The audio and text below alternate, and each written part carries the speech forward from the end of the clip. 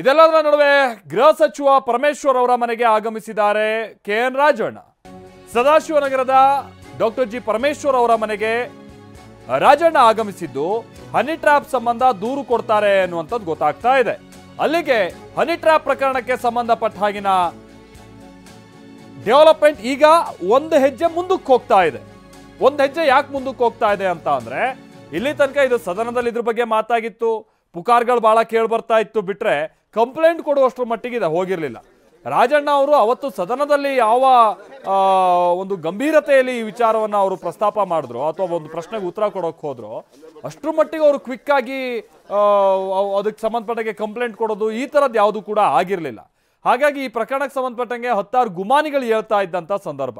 ಈಗ ನಾವು ಯಾಕೆ ಇದು ಒಂದು ಹೆಜ್ಜೆ ಮುಂದಕ್ಕೆ ಹೋಗ್ತಾ ಇದೆ ಅಂತ ಹೇಳ್ತಾ ಇದ್ದೀವಿ ಅಂತ ಅಂದ್ರೆ, ದೂರು ಕೊಡುವಂತ ನಿಟ್ಟಿನಲ್ಲಿ ಇದೀಗ ಗೃಹ ಸಚಿವರನ್ನ ಭೇಟಿ ಆಗ್ತಾ ಇದ್ದಾರೆ ರಾಜಣ್ಣ ಅವರು.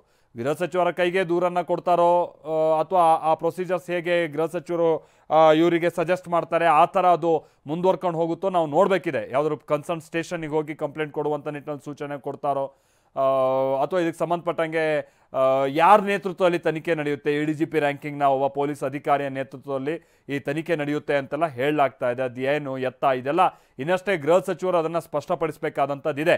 ಸೊ ಅದೆಲ್ಲದರ ನಡುವೆ ಇದೀಗ ರಾಜಣ್ಣ ಅವರು ಸದಾಶಿವನಗರದಲ್ಲಿರುವಂಥ ಪರಮೇಶ್ವರ್ ಅವರ ನಿವಾಸಕ್ಕೆ ಬಂದಿದ್ದಾರೆ. ಅವರು ಇವತ್ತು ಎಲ್ಲೇ ಇದ್ರೂ ಹುಡ್ಕೊಂಡು ಹೋಗಿ ಕಂಪ್ಲೇಂಟ್ ಕೊಡ್ತೀನಿ ಅಂತ ಹೇಳಿದರು ರಾಜಣ್ಣ ಅವರು.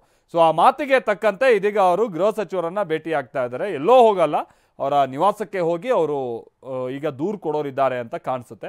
ಬಟ್ ಅವ್ರ ಕಾರ್ನಿಂದ ಇಳಿದು ಹೋಗುವಂಥ ಸಂದರ್ಭದಲ್ಲಿ ಅವ್ರ ಹತ್ರ ಈ ಕಂಪ್ಲೇಂಟ್ ಕೊಡುವಂಥ ನಿಟ್ಟಿನಲ್ಲಿ ಪ್ರತಿನೋ ಮತ್ತೊಂದೋ ಇದ್ದಂತ ಕಂಡು ಬರ್ತಾ ಇಲ್ಲ. ಬಟ್ ಅವರ ಆಪ್ತ ಸಹಾಯಕ ಇರ್ತಾರೆ, ಅವ್ರ ಮುಖೇನ ಏನಾದ್ರು ಒಳಗೆ ತರಿಸಿ ಆ ನಂತರದಲ್ಲಿ ವಿವರವಾದಂಥ ಒಂದು ದೂರಿನ ಪ್ರತಿ ಕೊಡ್ಬೋದಾ ಅಂತ ಚಾನ್ಸಸ್ ಇದೆ.